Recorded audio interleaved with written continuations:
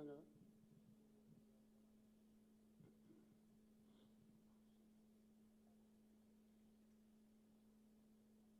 ఈరోజు TRS party parliamentary party మీరు నాకు తర్వాత కలవాలి ఆఫ్టర్ దిస్. పార్లమెంటరీ పార్టీ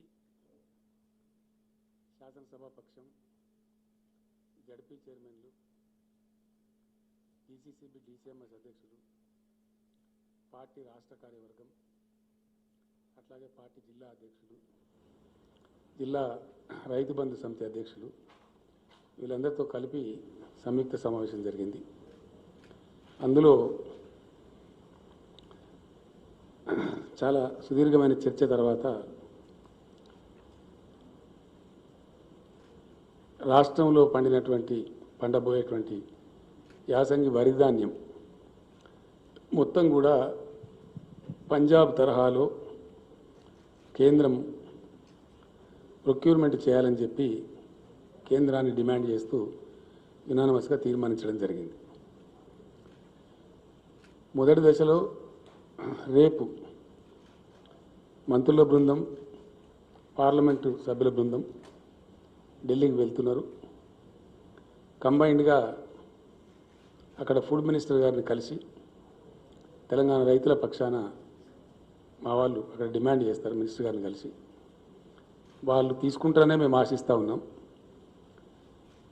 కేంద్రం ఇచ్చిన సూచన మేరకు ఇక్కడ మా వ్యవసాయ మంత్రి గారు చేసిన సూచనల మేరకు కూడా గత యాసంగిలో వాస్తవానికి 54-55 లక్షల ఎకరాలలో వరి పంట ఉంటే ఈసారి ఒక 20 లక్షలు తగ్గించగలిగినాం. అది 35 లక్షలకే వచ్చింది. ఈ 35 లక్షలలో కూడా మాకుండే సమాచారాన్ని బట్టి ఒక 3 లక్షలు సీడ్ కోసం ఉత్పత్తి చేశారు రైతులు.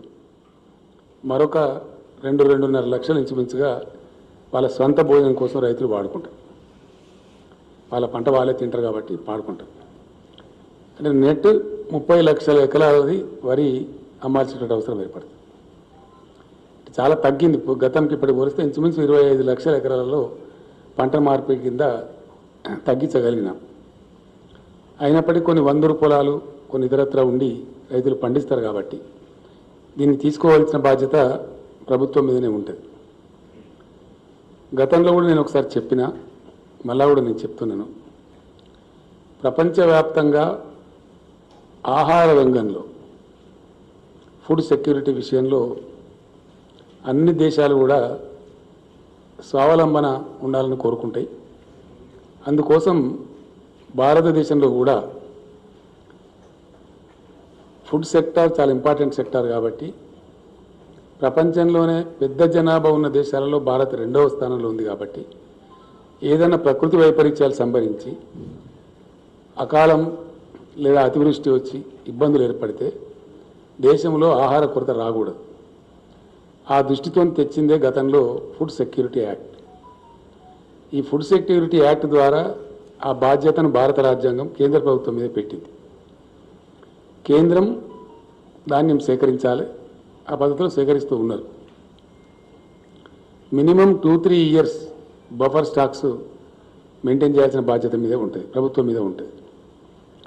ఇందులో కొన్ని సందర్భాలలో ఒకవేళ ఎక్కువ పంట కొద్ది మొత్తంలో వస్తే అది తీసుకొని ప్రాసెస్ చేసి అందులో ఏమైనా ఒక 5,000 కోట్లు 10,000 కోట్లు 20,000 కోట్లు నష్టం వస్తే కేంద్రం భరించాలి.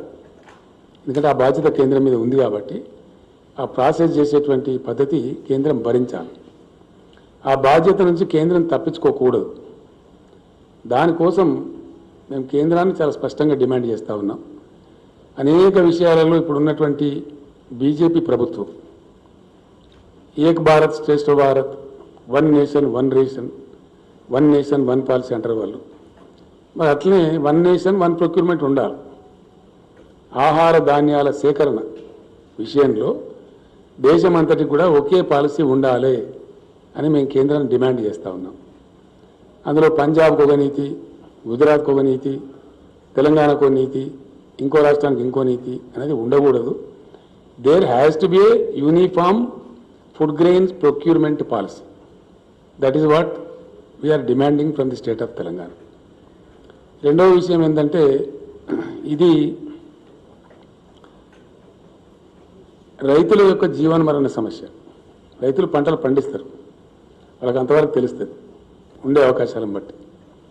కాబట్టి ఆ పంట తీసుకునే విషయంలో కాలికి పెడితే మెడకు, మెడకు పెడితే కాలికి, దానికి ఏదో మెరమెచ్చి కాలు చెప్పి తప్పించుకోగలడం కరెక్ట్ కాదు. పాలసీ అనేది ఒక రకంగా ఉండాలి. పంజాబ్లో కూడా గతంలో చాలా ఉద్యమాలు జరిగినాయి. ఆ రోజులలో చౌదరి చరణ్ సింగ్ గారు, దేవిలాల్ గారు, సుర్జిత్ సింగ్ బర్నాలా గారు, ఇంకా చాలామంది కర్ణాటక నుంచి ప్రొఫెసర్ నంజుండ స్వామి గారు, స్వామినాథన్ గారు తదితర పెద్దలందరూ కూడా చాలా పెద్ద ఎత్తున ఉద్యమాలు చేస్తే పంజాబ్, హర్యానా రాష్ట్రాల నుంచి 100% ప్రొక్యూర్మెంట్ చేస్తూ ఉన్నారు. 2 పంటలు చేస్తూ ఉన్నారు. ఎంత వడ్లు పండినా 100% తీసుకుంటున్నారు, ఎంత గోధుమలు పండినా 100% ప్రొక్యూర్మెంట్ చేస్తూ ఉన్నారు. మేము డిమాండ్ చేస్తున్నది ఏంటంటే, మేము కొత్త రాష్ట్రం వచ్చిన తర్వాత చాలా కష్టపడి కేంద్రం యొక్క సహాయం లేకపోయినా మేము ఇరిగేషన్ ప్రాజెక్టులు కట్టుకొని, నీళ్లు తెచ్చుకొని, భూగర్భ జలాలు పెంచుకొని, 24 గంటలు ఉచిత కరెంట్ ఇచ్చి, సెస్ లేకుండా వాటర్ ఇచ్చి మంచి ఉత్పత్తులు సాధిస్తూ ఉన్నాం. తద్వారా రైతుల ముఖాలలో వెలుగు నిండుతూ ఉంది. ఆత్మహత్యలు తగ్గిపోయినాయి, వలసలు తగ్గిపోయినాయి, తెలంగాణ ప్రశాంతంగా ఉంది. ఈ ప్రశాంతతను ఇట్లా కంటిన్యూ చేయడానికి, రైతుల యొక్క ఆర్థిక పరిస్థితి మెరుగుపరచడానికి ఈ ధాన్యం సేకరణ విషయంలో, తెలంగాణ విషయంలో గతంలో కూడా కేంద్రం లేనిపోని ఇబ్బందులు పెట్టింది. ఆ రకంగా కాకుండా దయచేసి ఎటువంటి ఇబ్బందులు లేకుండా మొత్తం ఇప్పుడు యాసంగి పంటలో వచ్చే వరి ధాన్యాన్ని కొనుగోలు చేయాలని చెప్పి కేంద్రాన్ని మేము డిమాండ్ చేస్తూ ఉన్నాం. అది ఇక్కడ ఇంకోటి ఏంటంటే, కాలుకు పెడితే మెడకు, మెడకు పెడితే కాలుకు అన్నట్టు కొన్ని మాటల వాళ్ళు మాట్లాడుతూ ఉన్నారు. అది సమంజసం కాదు. ఈరోజు కూడా ఇంతకుముందే ఢిల్లీలో ఏదో వచ్చినట్టుగా వార్త మాకు వచ్చింది. అది ఎంతవరకు నిజమో మాకు తెలియదు. మేము స్ట్రేట్ అవే ఒకటే డిమాండ్, ఎంఎస్పీ నిర్ణయించేది బియ్యానికి కాదు, ధాన్యానికి. మినిమం సపోర్ట్ ప్రైస్ అనేది వడ్లు కొనడానికి నిర్ణయిస్తుంది ప్రభుత్వం. ఎంఎస్పీ ప్రకారమే పంజాబ్లో మొత్తం మీరు ప్రొక్యూర్ చేస్తున్నారు, దాని తర్వాత మిల్లింగ్ చేసుకుంటున్నారు. అదే పద్ధతిలో మా వడ్లు కూడా మొత్తం ఎంఎస్పీ ద్వారా కొనండి. ఇక దాన్ని రైజ్ చేసుకుంటారా, బాయిల్ రైజ్ చేసుకుంటారా, భాగవతం ఆడించుకుంటారా, అది మీ బాధ్యత. మీకు ఎట్లా పడి ఉంటే అట్లా చేసుకోండి, మీకు ఏ అనుకూలమైతే అది చేసుకోండి. కానీ మీరు బాయిల్ రైస్ చేయాలి. మేము ఎందుకు ఇస్తామండి బాయిల్ రైస్? నాకు అర్థం కాదు. అది మాకేం సంబంధం? You take paddy and pay the MSP. That's all. It's very simple. As you are doing it in Punjab. Nothing plus, nothing minus. Punjab ఎడల ఏ నీతి అయితే అవలంబిస్తున్నారో అదే నీతి మా ఎడలో అవలంబించమని కోరుతున్నాం. మేము దాన్ని బాయిల్ చేసి తీసుకుంటారా, మీరు ఇంకోటి చేసుకుంటారా, మీరు చేయించుకోండి. మాకు సంబంధం ఏంది అసలు? మేము ఎందుకు చేయించాలి? What will be our consent? మా దగ్గర ధాన్యం తీసుకోండి ఎంఎస్పీకి, as you are taking in Punjab. దయచేసి ఇందులో ఇది రైతులకు సంబంధించిన సమస్య కాబట్టి, కొత్త రాష్ట్రం కాబట్టి మీ సహకారం లేకున్నా కానీ మేము ఇంత అభివృద్ధి సాధించినాం, ఇంత గొప్ప పని చేసినాం. కాబట్టి దీన్ని హర్షించి, దీన్ని గౌరవించి మీరు యథావిధిగా ధాన్యం తీసుకోవాలి, అందుకు తగిన ఉత్తర్వులు జారీ చేయాలని చెప్పి రేపు మా మినిస్టర్ల బృందం, పార్లమెంట్ సభ్యుల బృందం ముందుగా ఆహార శాఖ మంత్రి గారిని కలుస్తారు, మెమరాండం ఇస్తారు, రిక్వెస్ట్ చేస్తారు. వాళ్ళు సమ్మతిస్తే చాలా సంతోషం. సమ్మతించని పక్షంలో ఎంత పోరాటానికైనా సిద్ధం కావాలని ఈరోజు సమావేశం నిర్ణయించారు. ఈ పోరాటం ఏదో ఆషామాషిగా మాటలు, పేపర్ స్టేట్మెంట్లు అట్లా ఉండదు. యాక్షన్ ఓరియంటెడ్గా ఉంటుంది. డెఫినెట్గా యాక్షన్ ఓరియంటెడ్గా ఉంటుంది. చాలా పెద్ద ఎత్తున ప్రజాస్వామ్యయుతంగా ఆందోళన చేయడం మాకు టీఆర్ఎస్ పార్టీకి, తెలంగాణ ప్రజలకు వెన్నతో పెట్టిన విద్య. డెఫినెట్గా తెలంగాణ ఉద్యమ స్థాయి ఎంత ఉధృతంగా ఉండేనో అంత ఉధృతంగా పోరాటం చేస్తాం. ఖచ్చితంగా కేంద్రం అల్టిమేట్గా తీసుకునే వరకు విశ్రమించే ప్రశ్న ఉత్పన్నం కానే కాదు. దానిలో భాగంగా రేపు గౌరవ పార్లమెంట్ సభ్యులు, మంత్రివర్యులు ఏదైతే విజ్ఞప్తి చేయబోతున్నారో అదే పద్ధతిలో తెలంగాణలోని యావత్తు గ్రామ పంచాయతీలు తీర్మానం చేసి పంపిస్తాం, మండల పరిషత్తులు తీర్మానం చేసి పంపిస్తాం, జిల్లా పరిషత్తులు తీర్మానం చేసి పంపిస్తాం, మున్సిపాలిటీలు, ఇతర సంస్థలు, మార్కెట్ కమిటీలలో కూడా తీర్మానాలు చేసి కూడా ప్రధానమంత్రి గారికి పంపిస్తాం. అప్పటికి వారు తీసుకుంటారని చెప్పి మేము అనుకుంటా ఉన్నాం. అట్లా కాని పక్షంలో మట్టుకు డెఫినెట్గా 100% మేము ఉద్యమిస్తాం, ఎంతకైనా సరే పోరాడతాం. గతంలో పంజాబ్ రైతులు నేర్పించినటువంటి కేంద్ర ప్రభుత్వాలు, అనేక ప్రభుత్వాలు, ఈ పార్టీ ఆ పార్టీ కాదు, చాలా పెద్ద పోరాటాల తర్వాత అక్కడ 100% ప్రొక్యూర్మెంట్ వచ్చింది. ఇక్కడ కూడా మాకు సమాంతరంగా పంజాబ్ మాదిరి 100% ప్రొక్యూర్మెంట్ ఆర్డర్ వచ్చే వరకు మేము పోరాటం చేస్తాం. దాన్ని మాత్రం వదిలిపెట్టే ప్రశ్న ఉత్పన్నం కాదు. అందులో కమ్ వాట్మే ఆ విధంగా మేము ముందుకు పోతాం. ఇది ధాన్యానికి సంబంధించినటువంటి విషయం. రెండవ విషయం ఏంటంటే, మేము హంబుల్గా ఈరోజు అప్పీల్ చేస్తూ ఉన్నాం. మా అప్పీల్ కన్సిడర్ చేస్తారని అనుకుంటా ఉన్నాం. కాదంటే ఇంకా కేంద్ర ప్రభుత్వం కర్మ, మేము చేయగలిగేది ఏం లేదు. రెండవ పాయింట్, రాజకీయంగా కూడా ఇక్కడ జరుగుతున్న పరిణామాలు బాధాకరంగా ఉన్నాయి. సమాజాన్ని డివైడ్ చేసేటువంటి ఒక విషపూరితమైనటువంటి ప్రయత్నాలు చాలా జరుగుతూ ఉన్నాయి, which is not desirable for this country. ఇప్పటికే దేశం ఒక నిర్ణయానికి వచ్చింది క్లియర్గా, చాలా క్లియర్గా. సాంకేతికంగా మేము గెలిచినామని అనుకోవచ్చు. గతంలో జరిగిన విలేకరుల సమావేశాలను కూడా నేను స్పష్టంగా చెప్పిన, ఉత్తరప్రదేశ్లో ఇప్పుడు జరిగే ఎన్నికలలో బీజేపీ బలం తగ్గుతుంది అని నేను చెప్పిన. గతంలో 312 ఉన్నటువంటి రాష్ట్రంలో ఇప్పుడు 255 కొంత పరిమితమైంది. చాలా వరకు తగ్గినాయి సీట్లు, అక్కడ 57 సీట్లు తగ్గినాయి. ఇది దేనికి సంకేతమో బీజేపీ ఆలోచించుకోవాలి. అట్లాగే ఉత్తరాఖండ్లో కూడా గతంలో 57 సీట్లు ఉంటే ఇప్పుడు 47 సీట్లకు పోయింది. అక్కడ కూడా పరిస్థితి దిగజారింది. పంజాబ్ నుంచి అయితే రైతుల ఆక్రోశం ఏ రూపంలో వెలువడిందో అక్కడ నుంచి తరిమి కొట్టేసినారు. ఈ రకంగా బీజేపీ పరిస్థితి దిగజారిపోతూ ఉంది. ఇది స్పష్టమైనటువంటి పరిస్థితి కనపడతా ఉంది. అదే పద్ధతులలో చాలా క్లియర్గా దేశం ఒక నిర్ణయానికి వచ్చింది. ఎందుకంటే 8 సంవత్సరాలు గడిచిపోయింది భారతీయ జనతా పార్టీ ప్రభుత్వం వచ్చి. ఏదైనా మంచి పని చేయాలంటే, దేశానికి ఏదైనా కొత్తగా ఏర్పాటు చేయాలంటే, నవీన పద్ధతిలో అద్భుతమైన ఆవిష్కరణలు జరగాలంటే 8 సంవత్సరాలు చాలా ఎక్కువ సమయం, ఆల్మోస్ట్ 80% టైం 2 టర్మ్స్లో. ఇంకా అయిపోయింది, వీళ్ళు ఏమి చెయ్యరనేది తెలిపోయింది. వీళ్ళు ఎందుకంటే ఒక్కటి కొత్త ప్రాజెక్టు కట్టలేదు దేశంలో, ఒక కొత్త ఫ్యాక్టరీ పెట్టలే. It's a hard fact. Now country is coming to a decision that this batch should go. ఈ దేశం బాగుపడాలంటే, కొత్తదనం రావాలంటే, దేశం అభివృద్ధి పదంలో ముందుకు పోవాలంటే ఈ ప్రభుత్వం పోవాలని ఒక నిర్ణయానికి వచ్చింది. ఆ రకంగా దేశంలో ఫలితాలు కూడా కనపడతా ఉన్నాయి. ఎందుకంటే వీళ్ళు చేసింది ఏం లేదో తెలిసిపోయింది. నేను మొన్న అసెంబ్లీలో కూడా చెప్పడం జరిగింది, యూపీఏ గవర్నమెంట్ బాగలేదని తీసేసి బీజేపీ పార్టీకి అధికారం ఇస్తే అంతకన్నా అధ్వానమైన పరిస్థితులు ఇప్పుడు దాపరించినాయి. ఆ రోజు ఉన్నదానికంటే పరిస్థితులు అన్ని రంగాలలో దిగజారిపోయినాయి.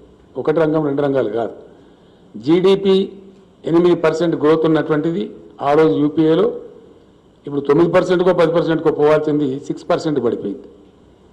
అన్ఎంప్లాయ్మెంట్ రేటు అప్పుడు 5.2, 4.7 ఆ ప్రాంతంలో ఉంటే ఇప్పుడు 7.4కు పోయింది. డిసెంబర్ 2020కి అది 9.3కి పోయిందని చెప్పి రిపోర్ట్స్ చెప్తా ఉన్నాయి, కేంద్రం లెక్కలు చెప్తా ఉన్నాయి. అంటే నిరుద్యోగిత రేటు బాగా పెరిగిపోయింది. అట్లనే ఈ ప్రభుత్వం కూడా తన పనితనం చూపెట్టింది. ఎందుకంటే 2-3 విషయాలు మనకు స్పష్టంగా కనపడతాయి. మాకు ఇంతే వస్తుంది, మాకు ఇంతకన్నా ఎక్కువ రాదని వాళ్ళు బయట పెట్టుకున్నారు. ఈ 8 సంవత్సరాల పరిపాలనా కాలంలో ఇప్పుడు మేము చేయగలిగేది, మా ప్రతిభ గింతే, మా వ్యుత్పత్తి గింతే, మా సామర్థ్యం గింతే అనేది వాళ్ళు చెప్పుకున్నారు దేశానికి. వాళ్ళ ఆచరణ ద్వారానే బయటపడ్డది. ఎందుకంటే 8 సంవత్సరాలలో కొత్త ప్రాజెక్టు కడితే మనకు తెలుస్తుంది, మనందరికి కూడా కొత్త ఫ్యాక్టరీ పెట్టినా మనందరికి తెలుస్తుంది. ఎక్కడ లేదు, అది లేకపోగా ఉన్నాయని కూడా అమ్మేసే పరిస్థితి కూడా మనం చూస్తూ ఉన్నాం. ప్రభుత్వ రంగ సంస్థలన్నీ కూడా చాలా చౌకగా, కారు చౌకగా తమ దాబదారులకు కట్టబడుతున్నటువంటి మాట వస్తూ ఉంది. రెండోది ఏమైపోయింది, పాపులర్లీ ప్రజలకు 2 విషయాలు వచ్చినాయి కొత్త నినాదాలు. అయితే డిమానిటైజేషన్, లేకపోతే మానిటైజేషన్. అయితే డిమానిటైజేషన్ చేయాలా, లేకపోతే మానిటైజేషన్. గ్రామ పంచాయతీలు కూడా కుదవబెట్టుకోను అని చెప్పిన వీళ్ళు. మీ గ్రామాలు అభివృద్ధి చేసుకోవాలంటే గ్రామ పంచాయతీలు కూడా మానిటైజేషన్ చేసుకోండి, పంచాయతీరాజ్ అసెట్స్, ఊర్లలో ఉన్న ఆస్తులు కూడా మానిటైజ్ చేసుకోమన్నారు. ఆ విధంగా పోతా ఉంది. ఇంకో బాధాకరమైన అంశం ఏంటంటే, దేశంలో ఏం జరుగుతుంది అనేది పరిశీలించినప్పుడు ఇది మేధావులు ముఖ్యంగా యువత ఆలోచించాల్సిన అవసరం ఉంది. నిన్న ఈరోజు చూస్తూ ఉన్నాం. ఇప్పుడు ఫేమస్ ఒక కథ సోషల్ మీడియా ద్వారా నాటబడుతున్న విష ప్రచారం, అవాంఛనీయమైనటువంటి అనారోగ్యమైనటువంటి ఏ రకంగా కూడా ఆహ్వానించతగనటువంటి ఒక దుష్పరిణామాలు వస్తూ ఉన్నాయి. కాశ్మీర్ ఫైల్స్ ఇప్పుడు ఒక నినాదం. ఏదైనా ప్రోగ్రెసివ్ గవర్నమెంట్ ఉంటే irrigation files, industrial files, economic files, files ఉంటే ఈ కాశ్మీర్ ఫైల్స్ ఏంటండి నాకు అర్థం కాదు. ఇదో దిక్కుమాలిన వ్యవహారం. ఎవరికి కావాలని ఈ కాశ్మీర్ ఫైల్స్? దాంతో వచ్చేది సచ్చేది.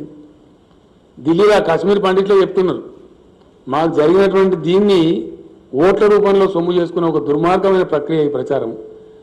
మాకు అసలు ఏం ఒక పైసా పనిచేయలేదు, మాకేం రిలీఫ్ రాలేదు, ఎటువంటి లాభం లేదు అని వాళ్ళు మొత్తుకుంటూ ఉన్నారు. ఇప్పుడు నా దగ్గర ఉన్నాయి, సోషల్ మీడియాలో తిరుగుతూ ఉన్నాయి అవన్నీ. సో ఈ రకమైనటువంటి దేశ విభజన, ప్రజల విభజన చేసి ఒక రకమైనటువంటి విద్వేషాన్ని రెచ్చగొట్టి ప్రయత్నాలు ఏవైతే జరుగుతున్నాయో అది కరెక్ట్ కాదు. తెలంగాణ సమాజానికి అసలు జీర్ణం కాదు. ఎందుకంటే మేము తెలంగాణ ఉద్యమం చేసినాం, చాలా ఉధృతంగా చేసినాం, దశాబ్దాల తరబడి చేసిన తెలంగాణ. మనం రెండవ దశ మలి దశలో చేసినప్పుడు 14-15 సంవత్సరాలు పోరాటం చేసినాం. మేము ఏం పిలిపించినామండి? సకల జనుల సమ్మె అన్నాం. కానీ హిందువుల సమ్మె, సిక్కుల సమ్మె, ముస్లింల సమ్మె, క్రైస్తవుల సమ్మె పెట్టినామండి. ఇంక్లూజివ్ ఒక అజిటేషన్ చేసిన, ఒక గ్రోత్ సాధించిన, ఒక ప్రగతి సాధించిన, it should be inclusive, it should be of the entire nation. ప్రభుత్వం గట్ల మాట్లాడాలి. కానీ దౌర్భాగ్యం ఏంటంటే బీజేపీ పాలిత రాష్ట్రాలలో, అనేక రాష్ట్రాలలో సెలవులు ఇచ్చి ప్రభుత్వ ఉద్యోగస్తులను కాశ్మీర్ ఫైల్ సినిమా చూడమని చెప్తున్నారు. ఎటు పోతుందండి దేశం? ఏం దిక్కుమాలిన ప్రచారం ఇది? ఇదేం విభజన రాజకీయం? దీని పర్యవసానం ఏంది? ఎక్కడ తీసుకెళ్తారు ఈ దేశాన్ని? అనేక దశాబ్దాల తరబడి అనేక ప్రభుత్వాలు కొనసాగించినటువంటి కృషి వల్ల ఒక వాతావరణం నిర్మాణం అయితే ఇలా భారతదేశంలో ఐటీ రంగంలో అది అంతర్జాతీయ స్థాయి విపిని. ఐటీ రంగం అనేది ఇండియా నుంచి దాదాపు 5 లక్షల కోట్ల పైచలకు సాఫ్ట్వేర్ ఎక్స్పోర్ట్ అవుతా ఉంది. బెంగళూరు, హైదరాబాద్, పూణే తదితర ఏరియాలను కలుపుకుంటే ఎక్కడికి పోతే రేపు పొద్దున ఇది? ఈ విభజన రాజకీయాలు పెట్టి, విద్వేషాలు పెట్టి సమాజాన్ని విచ్చలవిడి ప్రయత్నాలు చేస్తే ఏం జరుగుతుంది? రేపు పొద్దున వాతావరణ కాలుష్యం ఏర్పడితే ఎవరు దానికి బాధ్యతలతో వహిస్తారు రేపు పొద్దున? కాబట్టి డెఫినెట్లీ 100%. ఇంకోటి, ప్రభుత్వ అసమర్థత అనేక రూపాలలో బహుముఖీనంగా బయటపడ్డది. కరోనా వస్తే దాన్ని ట్యాకిల్ చేయడంలో చాలా ఘోరంగా విఫలమైంది కేంద్ర ప్రభుత్వం, చాలా ఘోరంగా. స్వాతంత్రానంతరం దేశ జనాభా కోట్లాది ప్రజలు పుట్ట చేత పట్టుకుని అన్నమా రామచంద్రాన్ని కూలి చేసుకునే ప్రజలను, కోట్ల మందిని నేషనల్ హైవేస్ మీద చిన్న చిన్న పిల్లా పాపలను సంకలేసుకొని 1000 కిలోమీటర్లు నడిపించిన ఘనత ఈ పార్టీ ప్రభుత్వానికి. So it was the biggest trauma faced by the polity of the nation. It's very tragic. చాలా దౌర్భాగ్యం, దిక్కుదోచినటువంటి దాన్ని ఏదో మసిబూసి మారేడుగా చేసి దానికి ఏదో స్టోరీలు చెప్తారు. కనీసం రైళ్ళన్నీ వేయండి, ఎక్కడో అక్కడ వెళ్ళిపోతారంటే వాళ్ళ టికెట్ కూడా మీరు పెట్టుకోమని రాష్ట్ర ప్రభుత్వానికి తోసింది తప్ప వేయలే. బాధ్యత ఉన్నట్టు కనిపించదు ఎక్కడ కూడా. ఇటువంటి చర్యలు అద్భుతమైనటువంటి మనందరం కూడా గంగాజలం అని ఎంతో ప్రేమతోని ఎంతో పవిత్రంగా భావించే గంగా నదిలో కూడా వందల వేల శవాలు తేలేటట్టు చేసినటువంటి ప్రభుత్వం ఈ ప్రభుత్వం. It's a fact. దీన్ని దాసలేరు. ఎన్ని ప్రయత్నాలు చేసినా, ఎన్ని మెరమెచ్చకాలు చెప్పినా, ఎన్ని ఉల్టా పాటలు మాట్లాడినా ఇవి దాసలేరు కదా. ఇవన్నీ వాస్తవాలు. ఇట్లా ఎంతవరకు వచ్చింది ఇది? నిన్నగాక మొన్న ఉక్రెయిన్ పరిణామాలు, రష్యా ఉక్రెయిన్ యుద్ధం. ఒక 20,000 మంది పిల్లలుంటే వాళ్ళని తేలే.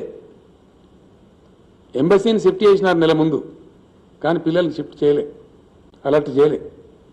తద్వారా సంభవించినటువంటి ఘోరం, బాధ, చాలా పెద్ద మానసిక వ్యధ ఆ విద్యార్థుల తల్లిదండ్రులు అనుభవించారు. మొన్న మేము చెప్పినాం అసెంబ్లీలో, వాళ్ళ చదువులు పోవద్దు, మేము ముందుకు వస్తాం. మా తర్వాత బెంగాల్ గవర్నమెంట్ కూడా ప్రకటించింది. కానీ కేంద్రం నుంచి ఉలుకు లేదు, పలుకు లేదు. ఇది రెస్పాన్స్ కేంద్ర ప్రభుత్వం. అంటే ఇట్లా ఏ రకంగా చూసినా మాకు ఎంతసేపు కాశ్మీర్ ఫైల్స్, విద్వేషాలు ప్రవేశపెట్టడం, సమాజాన్ని విడదీయడం మాకు ఇంతే శాతం అవుతుందని చెప్పగా చెప్తున్నారు. మాకు ఇక అభివృద్ధి లేదు, ప్రగతి లేదు, ప్రాజెక్టు లేదు, ఏమీ లేదు, జీడిపి పెంచేది లేదు, దేశం యొక్క ఆర్థిక అభివృద్ధి లేదు, జస్ట్ నథింగ్. అన్ని ఇండెక్స్లలో చాలా భయంకరమైనటువంటి ఇండెక్స్. నిన్నగాక మొన్నటి అది వచ్చింది హ్యాపీనెస్ ఇండెక్స్ అని. దానిలో 139వ ర్యాంక్ భారతదేశం. 149 దేశాల ర్యాంక్ తీస్తే అవర్ పొజిషన్ అనేది 139. మేము అంటే ఇంకో రకంగా ఉంటుంది. కానీ గొప్ప పరువు నష్టం కేసు ఏంటంటే మన పక్కన ఉన్న భూటాన్ కంటే తక్కువ ఉంటుందా మన పరిస్థితి? నేపాల్ కంటే తక్కువ ఉంటుందా? పాకిస్తాన్, బంగ్లాదేశ్, శ్రీలంక కంటే కూడా మన పరిస్థితి తక్కువ ఉంటుందా? స్పష్టంగా కనపడుతున్నాయి ఇవన్నీ ఇండెక్స్లు. మేము చెప్తలేము. ఇంటర్నేషనల్ బెంచ్ మార్క్స్లో ఎప్పటి నుంచో దశాబ్దాల నుంచి వరల్డ్ బ్యాంక్ కావచ్చు, ఇంకోలు కావచ్చు చేస్తూ ఉన్నారు. యూత్ అన్ఎంప్లాయ్మెంట్ ఇండెక్స్లో లాస్ట్ బట్ 1 ర్యాంక్లో ఉన్నాం మనం. 20.84 ర్యాంక్లో ఉన్నది మనం. సిరియా కంటే కూడా అధ్వానమైన పరిస్థితిలో 23.01 ర్యాంక్. ఇంత ఘోరమైనటువంటి పరిస్థితి ప్రజాస్వామ్య విలువల పరిరక్షణలో కానీ, హ్యూమన్ డెవలప్మెంట్ ఇండెక్స్లో కానీ, హంగర్ ఇండెక్స్లో కానీ ఏ రకంగా చూసినా కూడా అన్నిట్లలో కూడా దేశం పురోగమనంలో ఉంది, తిరోగమనంలో లేదు. కాబట్టి రాజకీయంగా కూడా ఈరోజు మేము తీర్మానం చేసినాం, ఈ పార్టీ తీసుకొచ్చేటువంటి దుర్మార్గమైన విధానాలను, ఈ కశ్మీర్ ఫైల్స్ అనే ఫిలాసఫీని ఇదంతా కూడా తిప్పికొట్టాలి, ప్రజలను ఎప్పటికప్పుడు చైతన్యవంతం చేయాలి. అవసరమైతే బ్రహ్మాండమైనటువంటి పద్ధతులలో దీని వ్యతిరేక ఉద్యమాలు కూడా నిర్వహించాలని చెప్పి కూడా ఈరోజు అనుకున్నాం. డెఫినెట్గా ఒక తీర్మానం ఏంటంటే స్పష్టంగా ప్రజలకు చెప్పాల్సిన బాధ్యత మా మీద ఉంటుంది. కాబట్టి 100కు 100% మా వల్ల కాదు, మా వల్ల ఇదే అవుతుంది, మాతో ఇదే కాశ్మీర్ ఫైల్స్ లాంటి వ్యవహారమే అవుతుంది, ప్రతిసారి కూడా తీసుకొచ్చి పెడతాం. ఒకసారి కాశ్మీర్ ఫైల్స్, ఒకసారి అదేంది పుల్వామా, ఒకసారి గొల్వామా, ఇవి తప్ప ఓ ప్రాజెక్టు, ఓ నదో, ఓ కరెంటు, ఓ 10,000 కోట్లతో ఒక ఉద్యోగమో, ఒక పరిశ్రమనో, భారీ పరిశ్రమ ఏమి లేదు. ఆ ప్రసక్తి లేదు, ఆ ముచ్చటనే లేదు. ఒక్క మాట కూడా కంప్లీట్ వాగ్దాన భంగం, కంప్లీట్. వాళ్ళు చెప్పింది ఏ ఒక్క వాగ్దానం కూడా నెరవేరలేదు. అంతా చునావుకా జుమ్లా, పక్కా చునావీ జుమ్లా. ఏ ఒక్కటి కూడా 2 కోట్ల ఉద్యోగం ఇస్తామన్నారు, లేదు. 15 లక్షల ఖాళీలు ఇప్పుడు దేశంలో, అవి నింపాలి. మేము డిమాండ్ చేస్తా ఉన్నాం కేంద్ర ప్రభుత్వాన్ని. వాటి మీద కూడా మేము ధర్నాలు చేస్తాం. అదేవిధంగా అనేక ఇష్యూలు తెలంగాణ నుంచి. ధాన్యం కానీ అయిపోదు. ఈరోజు సభలో చాలా చర్చ జరిగింది. మాది ప్రత్యేకమైన పరిస్థితి, ఎందుకంటే రిజర్వేషన్ల వ్యవహారం ఉంది దేశంలో. బాధ్యతను చెప్పవలసి వస్తుంది.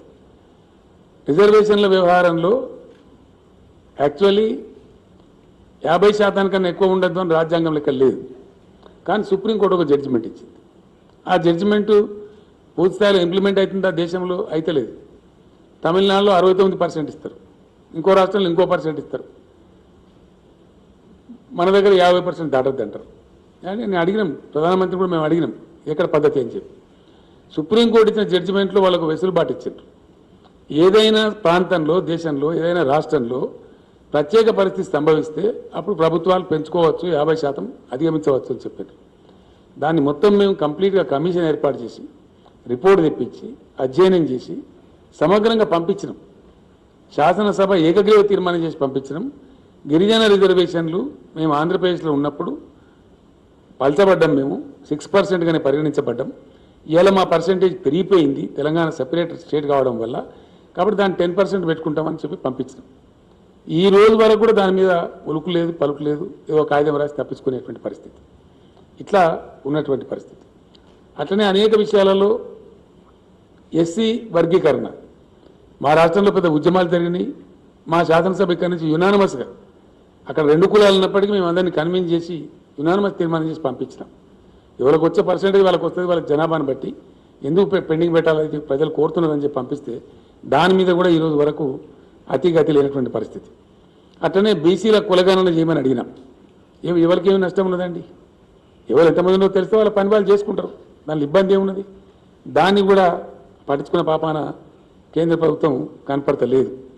ఈ విధంగా ఊరికే మాటలు ఒక రకమైనటువంటి భేదభావాలు సృష్టించి ఉద్వేగాలు రెచ్చగొట్టి విద్వేషాలు రెచ్చగొట్టి ప్రజలను ఒక రకమైనటువంటి ఉద్వేగాలకు లోను చేసి ఆ ఉద్వేగాలను రాజకీయంగా సొమ్ము చేసుకునే ఒక దుర్మార్గమైన క్రీడ ఈ దేశంలో జరుగుతూ ఉంది. ఇది సమంజసం కాదు, సమర్థనీయం కాదు. ఏ రకంగా కూడా ప్రోగ్రెసివ్ థింకర్స్ ఆలోచించే విధానం కాదు, ఆలోచించే పద్ధతి కాదు. దీనివల్ల దేశ ప్రగతి కుంటుపడుతుంది తప్ప ఇంకా ఈ ప్రభుత్వం కొనసాగినట్టయితే 100% దేశం చాలా భయంకరమైన పరిణామాలు ఎదుర్కొంటుంది, చాలా పెద్ద నష్టానికి గురవుతుంది. కాబట్టి this government should go. Yes, we have to pack up this government back to home. ఒక ప్రగతిశీల విధానంలో పనిచేసే ప్రభుత్వం రావాల్సిన అక్కడే ఉంటుంది. అందుకోసం కూడా తప్పకుండా మేము మా ప్రయత్నాలు మేము చేయాలని చెప్పి కూడా ఈరోజు నిర్ణయం చేసుకున్నాం. ఆ రకంగా విపరీతమైనటువంటి బ్యాంక్ స్కామ్స్ జరుగుతూ ఉన్నాయి. బ్యాంకుల రుణాలను కూడా ఎన్పిఏలు అని పేరు పెట్టడం కొత్త ఫ్యాషన్ మొదలైంది ప్రీ గవర్నమెంట్ వచ్చినాకనే. అంతకుముందు ఏదో మామూలుగా ఉండేది, రేరెస్ట్ ఆఫ్ ద రేర్ ఉండేది. ఇది ఇప్పుడు ఒక తరవా అయిపోయింది. రైట్ ఆఫ్ చేసిన మొత్తం 11 లక్షల కోట్లు. రైతులు ధాన్యం కొనమంటే 10-15 వేల కోట్ల విలువైనటువంటి ధాన్యం కొనమంటేనేమో దానికి కాలుకు పెడితే మెడకు పెడితే కాలికి అదేదో ఎక్సెస్ అయిపోతుంది అని మాట్లాడతారు. రైతుల ధాన్యం కొనమంటే చెమట పడిపి కష్టపడి పెట్టుబడి పెట్టి రిస్క్ తీసుకొని ఎన్నో ఆటుపోట్లు తట్టుకొని సీజనల్ కండిషన్స్ తట్టుకొని రైతులు పండిస్తే ఆ పంట కొనమంటే 10-15 వేల కోట్లు. మొన్న ఒక్కడే దుర్మార్గుడు 22 వేల కోట్లు వచ్చాయి. లక్షల కోట్లు ముంచుతారు, 11 లక్షల కోట్లు రైట్ ఆఫ్ చేస్తారు, కానీ రైతుల ధాన్యం కొనరు. అందువల్ల కూడా ఈ ప్రభుత్వం అసమర్థ ప్రభుత్వం అని తేలుతా ఉంది. ఇన్ ఎనీ యాంగిల్ విసి ఏ రకంగా పర్సూ చేసినా ప్రభుత్వం యొక్క పర్ఫార్మెన్స్ సంతృప్తికరంగా లేదు. ఇదే పద్ధతిలో ఒకవేళ దేశం ముందుకు పోతే మరింత దేశం నష్టాల పాలవుతుంది. కాబట్టి డెఫినెట్గా దిస్ గవర్నమెంట్ షుడ్ గో. ఆ దిశ ఆల్రెడీ పట్టింది. ఆ రకంగా పరిస్థితులు ఉన్నాయి. కాబట్టి దానిలో ప్రజలకు కూడా పిలిపియడం రాజకీయ పార్టీగా మా బాధ్యత. ఆ విధంగా ఈ డివైజివ్ పాలిటిక్స్కు చరమగీతం పాడాల్సిన అవసరం ఉంది. మేము మళ్ళా ఒకసారి సిన్సియర్గా డిమాండ్ చేస్తూ ఉన్నాం ప్రధానమంత్రి గారికి. చేతులెత్తి నమస్కరించి తెలంగాణ ప్రజల పక్షాన వినయపూర్వకంగా నేను విజ్ఞప్తి చేస్తూ ఉన్నా. దయచేసి మీరు తెలంగాణ కదిలించకండి, తెలంగాణ ప్రజలతో పెట్టుకోకండి. మేము ఉద్యమ వీరులం, ఉద్యమం చేస్తాం. మేము తప్పకుండా మిమ్మల్ని వదిలిపెడతామని అనుకోకండి. మీరు ఏదో మాయామచ్చింద్ర చేస్తామనే భ్రమలో ఉండకండి, మీరే భంగపడతారు. కాబట్టి స్ట్రేట్ అవే పంజాబ్కు అవలంబించిన నీతే మాకు అవలంబించండి. మేము కోరేది గొంతెమ్మ కోరిక కాదు. మా రైతుల పక్షాన మేము ఒకటే అడుగుతున్నాం, పండిన ధాన్యం తీసుకొని మీరు నిర్ణయించిన ఎంఎస్పీ డబ్బులు ఇవ్వండి. దాన్ని రైజ్ చేసుకుంటారో, బాయిల్డ్ రైజ్ చేసుకుంటారో, భాగవతం చేసుకుంటారో, ఇంకేం చేసుకుంటారో మీరు చేసుకోండి, మీ చాయిస్. మేమేది మిల్లింగ్ చేసి ఇవ్వాలి నాకు అర్థం, మీరే మిల్లింగ్ చేసుకోండి. As state government, Punjab government లాగా మేము కూడా సహకరిస్తాం. మీకు మాకు ఏ పని పేరుతో ఆ పని చేస్తాం, ఆ ప్రాసెస్ మీకు పూర్తి స్థాయిలో సహకరిస్తాం. కానీ దానికి ఏదో మేము అదైతే కొంటా అన్నాం, ఇదైతే కొన అన్నాం, పంజాబ్లో ఏది కొన్నావు మాది అదే కొనమంటున్నాం. మేమేమంటున్నాం, పంజాబ్లో ధాన్యం తీసుకున్నావు, డబ్బులు ఇచ్చినావు, మాది కూడా ధాన్యం తీసుకో, డబ్బులు ఇచ్చి. మీరు సెకండ్ మీకు ఎంఎస్పీ నిర్ణయించింది బియ్యానికి కాదు కదా, ధాన్యానికి కదా. ఎంఎస్పీకే తీసుకొని మాకు డబ్బులు ఇచ్చేయండి అంతే. మీ తర్వాత ఏం చేసుకుంటారు ప్రాసెస్ మీదది. అయినా వన్స్ అగైన్ ఐఎమ్ రీట్రేటింగ్, దయచేసి నేను చాలా క్లారిటీతో చెప్తా ఉన్నా ఈ మాట. దేశ ఆహార భద్రత విషయంలో ఫుడ్ సెక్యూరిటీ యాక్ట్ కింద రాజ్యాంగబద్ధమైనటువంటి విధిని కేంద్ర ప్రభుత్వం మీద పెట్టింది మన రాజ్యాంగం. అది రాజ్యాంగ విహితమైనటువంటి మీ యొక్క ధర్మ కర్తవ్యం, మీ యొక్క విధి. ఆ విధి నుంచి మీరు ఎస్కేప్ కావద్దు. ఆ ప్రాసెస్లో ఒక సమయంలో ఎక్కువ రావచ్చు కొద్ది దాన్ని, ఇంకో సమయంలో అకాలం వస్తే ఏం చేస్తారండి? ఇప్పుడు కరోనా లాంటి జబ్బు వస్తాయని వాళ్ళు అనుకున్నామా? గ్లోబ్ అంతా కూడా ఏ జబ్బు రాలే. First time in the world corona లాంటి మహమ్మారి మొత్తం ప్రపంచాన్ని అతలాకుతలం చేసింది. రేపు పొద్దున కరువో కాటకమో వస్తే భారతదేశానికి ఒక వారం రోజులు అన్నం పెట్టే దేశం ఇంకో దేశానికి ఉందా శక్తి? ఒక వారం రోజులు అన్నం పెట్టే కెపాసిటీ ఉందా? పేరుకున్న దేశాలు, వాళ్ళ లక్షల జనాభా 10 కోట్ల లోపున దేశాలే దాదాపు 170-180 దేశాలని వితిన్ 10 crores. 1 crore ఉన్న దేశాలు చాలా ఉన్నాయి, లక్షల్లో ఉన్న దేశాలు చాలా ఉన్నాయి. ఏ దేశానికి కూడా ఇండియాకు ఒక వారం అన్నం పెట్టే పరిస్థితి లేదు. కాబట్టి బఫర్ స్టాక్స్ మెయింటైన్ చేయడం అనేది మీ కర్తవ్యము, మీ బాధ్యత. అది చాలా పవిత్రమైన బాధ్యత. రేపు పొద్దున పెద్ద క్రైసిస్లోకి దేశం పోతుంది. ఎక్కువ వస్తుంది కాబట్టి మేమేం చేయాలనే మాటలు కేంద్రం మాట్లాడకూడదు. మీ దగ్గర ఎఫ్సిఐ ఉంది, మీ దగ్గర గోడౌన్స్ ఉన్నాయి, మీకు మెకానిజం ఉంది, నిర్ణయాలు తీసుకునే అధికారం ఉంది. కాబట్టి మీరు ఎట్టి పరిస్థితులలో రైతులు పండించే ధాన్యం తీసుకోవాలి, కొద్దిగా ఎక్సెస్ అయినప్పుడు దాన్ని ప్రాసెస్ చేయాలి, అందులో చిన్న నష్టం వస్తే భరించాలి. అది మీ బాధ్యత. మీరు పాకిస్తాన్ రైతుల కోసమో అమెరికా రైతుల కోసమో కాదుగా మేము అడిగేది, భారత రైతుల కోసమే అడుగుతున్నాం, భారతదేశంలో ఉన్న రైతాంగం కోసమే అడుగుతున్నాం. దాని మీద పాలసీ చేంజ్ చేయాలో ఎస్ ఓకే, మీరు పెట్టండి. అన్ని రాష్ట్రాల ముఖ్యమంత్రులను పిలవండి, అగ్రికల్చర్ మినిస్టర్లను పిలవండి, క్లారియాను కాలేయండి, దేశాన్ని పంటల కాలనీల కింద విభజించండి, గైడెన్స్ చేయండి. దాన్ని మేము కూడా ఫాలో చేస్తాం అందరితో పాటు. కానీ అది ఏం లేకుండా ఆఫీసార్డ్గా మేము ఒక దగ్గర తీసుకుంటాం ఇంకో దగ్గర తీసుకుంటాం అంటే మీ ఇష్టం వచ్చినట్టు చేయడానికి లేదు. ఇది ప్రజాస్వామ్యం, ప్రజలకు హక్కులు ఉంటాయి, అడిగే హక్కులు ఉంటాయి, పోరాడే హక్కులు ఉంటాయి. పంజాబ్కు ఏ విధంగా, హర్యానాకు ఏ విధంగా 100% ప్రొక్యూర్మెంట్ ఉందో ఆ విధంగా మాది కూడా తీసుకోండి. ఇంకో మాట కూడా మేము విజ్ఞప్తి చేస్తూ ఉన్నాం, let there be a national procurement policy. జాతీయ స్థాయిలో ప్రొక్యూర్మెంట్ పాలసీ ఉండాలి. అది అందరికి సమానంగా ఉండాలి, ఒకటిగా ఉండాలి. అప్పుడే ధర్మం జరిగేటువంటి అవకాశం ఉంటుంది.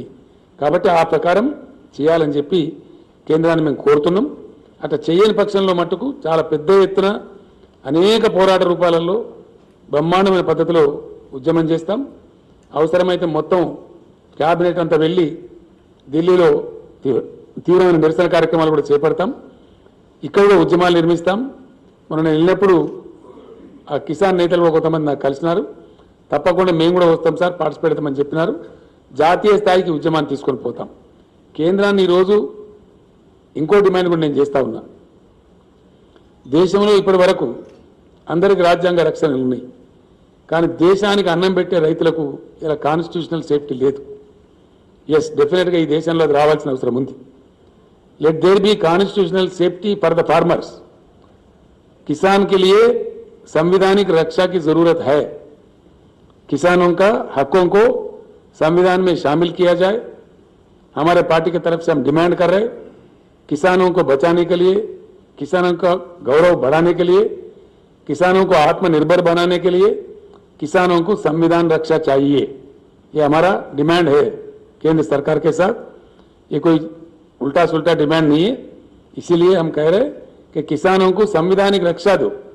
एमएसपी के लिए हो, प्रोक्योरमेंट के लिए हो, पैदावारी के लिए हो, किसी भी चीज के लिए हो, let there be a constitutional coverage, constitutional safety to the farmers.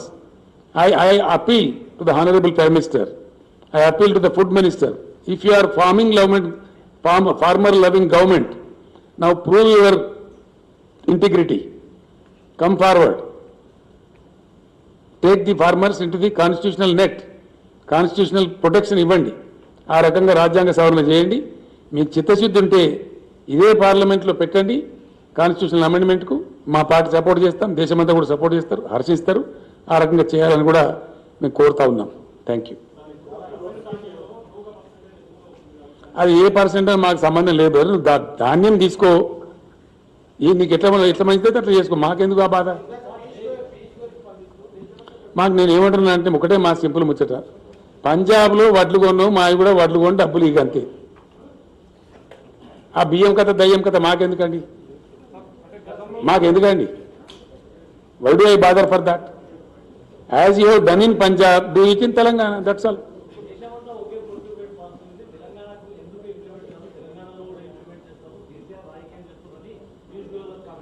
నేను ఏమంటున్నా అంటే వడ్లు వండిన పోయి కొనమంటే కొనక సపడే గిరంత ఏంది నాకు అర్థం కాదు. కామెంట్ ఏంది, మూమెంట్ ఏంది?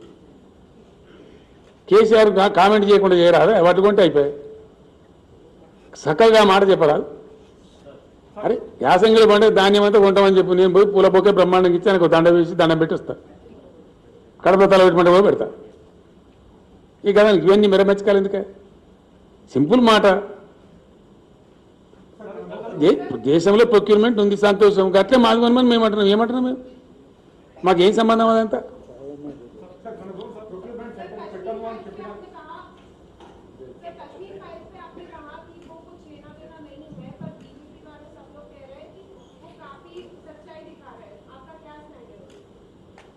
मैं समझा नहीं आपका क्वेश्चन को। बीजेपी वाले और सारे बीजेपी पार्टी चाहे वो सेंट्रल गवर्नमेंट हो या फिर स्टेट में बीजेपी हो, वो सारे लोग कश्मीर फाइल्स मूवी को सपोर्ट कर रहे हैं। आपने कहा उसका कोई हम भी सपोर्ट कर रहे हैं, हम उसको उल्टा नहीं बोल रहे। बात यह है कि कुछ करो उनके लिए ना, वो कश्मीर पंडित्स के लिए जो दिल्ली में पड़े हुए हैं। खाली मीठी मीठी बातें क्यों बोलते हो? What is your priority? Hindu धर्म को बेच के आप वोट कमाने का चक्कर चला रहे हो, इसी को हम काट रहे हैं। हम क्या चीज काट रहे हैं? कहीं फाइल्स हो तो क्या फाइल्स होना चाहिए? ट्राइबल के फाइल्स के बारे में सोचो, इरिगेशन फाइल्स के बारे में सोचो, इकोनॉमिक फाइल्स के बारे में सोचो, जीडीपी के फाइल्स के बारे में सोचो, देश के आर्थिक उन्नति के लिए सोचो। वो फाइल्स के लिए नहीं है। खाली धर्म के नाम पे राजनीति चलना ये कहां तक सही है? 100% कर रहे, बिल्कुल वो कह रहे। इससे बढ़कर हमसे कुछ होता ही नहीं है बोल रहे। इसमें शर्माने क्या बात है, छुपाने क्या बात है? वो तो खुलेआम कह रहे। हमारे पास यही कश्मीर फाइल्स होता, पुलवामा होता, पाकिस्तान होता, हम किसी को राक्षस बताते, इसके नाम पे तुम वोट दो, यही तो कह रहे हैं ना वो लोग सुबह शाम। जो देश के हित में अच्छा नहीं है, इसमें क्या गलती है?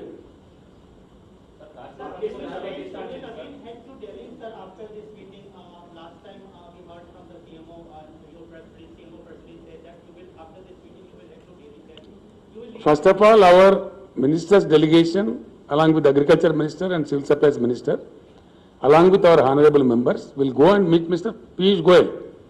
Ask him. We'll see his reaction. Thereby, if need be, I will myself go to Delhi. You will seek time from the Prime Minister office. We will see. I can't say it now. We will go according to the developments. One more question, sir. In recent press conference, including this, you always talked about clean politics, inclusive politics, and developmental-based politics. But when we see in states, there are several delegations on your party MLAs and ministers, and we see that corruption is becoming mainstream here in the state. No, not at all. Who says? There are, You tell me the detail. If you cannot make a general comment like that. sir, detail means You cannot generalize, you know. If there any specific issue is there, please bring it to my notice. We'll take action. BJP పోవాలంటున్నారు కేంద్రంలో, అంటే జాతీయ party మరొక జాతీయ party రెండు రాష్ట్రాలకే పరిమితమైంది. మరి ప్రాంతీయ పార్టీలతో బీజేపీ పోయేటట్టు ఆ దిశగా మీ విలేకరులతో నాదో ప్రార్థన అండి. నేను మొన్న రాంచీలో కూడా చెప్పిన. రాంచీలో ఒక విలేకరు నన్ను అడిగిండు. నేను అక్కడికి వెళ్ళి మాట్లాడిన తర్వాత విలేకరుల సమావేశం ఇట్లా జరుగుతుంటే అడిగిండ్రు. నేను ఏం చెప్తున్నా అంటే 100కు 100%. If you are interested, you please read yesterday's Deccan Chronicle. ఆయన పేరేందన్నా, పవన్ వర్మ అని ఒక ఆయన ఒక ఆర్టికల్ రాసిండు. It is definitely sure that there is a void in national politics. There is a vacuum, easily understandable word is vacuum at the national level. There is no doubt about it. దాని సందేహం ఏం లేదు, దాని సిగ్గుపడేది ఏం లేదు. ఆ void ఏ విధంగా భర్తీ కావాలా అనేది ఒక ప్రయత్నం. బీజేపీ వ్యతిరేక ఫ్రంటా ఇది అని నన్ను రాంచీల విలేకరు అడిగి నేను కోపం చేసిన ఆయన మీద. ఇది బీజేపీ వ్యతిరేక ఫ్రంటా, ఇలే వ్యతిరేక ఫ్రంటా, మలే వ్యతిరేక ఫ్రంటా కాదు. సారీ, భారత ప్రజల అనుకూల ఫ్రంట్, భారత ప్రజల మేలు కోరేటువంటి రాజకీయ ప్రక్రియ, రాజకీయ వ్యవస్థ రావాలని మేము కోరుతున్నాం. అది ఏ రూపంలో వస్తుంది అనేది మీరు వేచి చూడాలి. కొద్దిగా మీరు కొద్దిగా అర్జెంటుగా ఆయనతో రాసి ఆయనతో భంగపడకుండా డెఫినెట్లీ వస్తుంది. I'm telling, as KCR I'm telling, with all the tallest experience I have, with 50 years of my political experience, I am telling, some very good alternative to all this will come. You will see it. Yes. అరే ఆగా గంట ఆగమెందుకు అవుతుంది? నేను చెప్పేది చెప్తున్నా, నువ్వు అరిచి పెడుతున్నావు ఎందుకు? అంత తొందర ఎందుకు పడుతుంది? అద్భుతమైనటువంటి పద్ధతిలో కొత్త జాతీయ పార్టీ రావచ్చు కదా, రాకూడదా? ఏమన్నా టేకదారులు ఉన్నారా? There is a scope. So what comes let us see. ఇప్పుడు ఏం please hear me. Now the process has begun. What is happening in India? There were hopes about the UPA government. They failed in delivering. Thereby the people got upset and replaced UPA by BJP, hoping that Mr. Modi will deliver. Mr. Modi has utterly failed. And it is clear by now that we cannot deliver more than this. They made it. It's very clear before the nation. People may not tell, but I am telling. I am dare enough to say. Because it is a fact. Fact always remains a fact. Fact can never be undermined. మేము ఇంతకన్నా ఇంకా మీకు delivery చేయలేము అని ఇప్పుడున్న ప్రభుత్వం తేటతెల్లంగా చెప్పింది మనకు. లాస్ట్ మీటింగ్లో నేను చెప్పిన, కొందరు గ్రహించవచ్చు, కొందరు గ్రహించకపోవచ్చు. 8 బడ్జెట్లు ప్రవేశపెట్టబడ్డాయి. ఏం జరగలేదు ఈ దేశంలో. ఏం జరిగిందంటే జరిగితే మనకు తెలియదు. మనం ప్రజలలో లేమా మనం? ఓ కరెంట్ రంగమా, నీటిపారుదల రంగమా, ఏ రంగంలో జరిగిందండి? ఆర్థిక అభివృద్ధి జరిగిందా? ఏ రంగం అభివృద్ధి జరిగిందండి? అన్ని కిందికి పోతున్నాయి, నివేదికలు చెప్తున్నాయి. ప్రజాస్వామ్య విలువలు ముఖ్యమైపోతున్నాయి, శాంతి భద్రతలు తగ్గిపోతున్నాయి, ఆకలి చావులు పెరుగుతున్నాయి, నిరుద్యోగం పెరుగుతుంది, 15 లక్షల ఖాళీలున్నాయి గవర్నమెంట్లో, అది భర్తీ చేస్తలేదు. ఇవన్నీ ఫ్యాక్ట్స్ కదా. మేము డెలివరీ చేయగలేదు గింతే అని ప్రభుత్వం చెప్పింది. కాబట్టి మార్పు రావాల్సిన అవసరం ఉంది. దీనిలో ఏమి అరమరికలు ఇవ్వండి. It's very clear and it's democracy.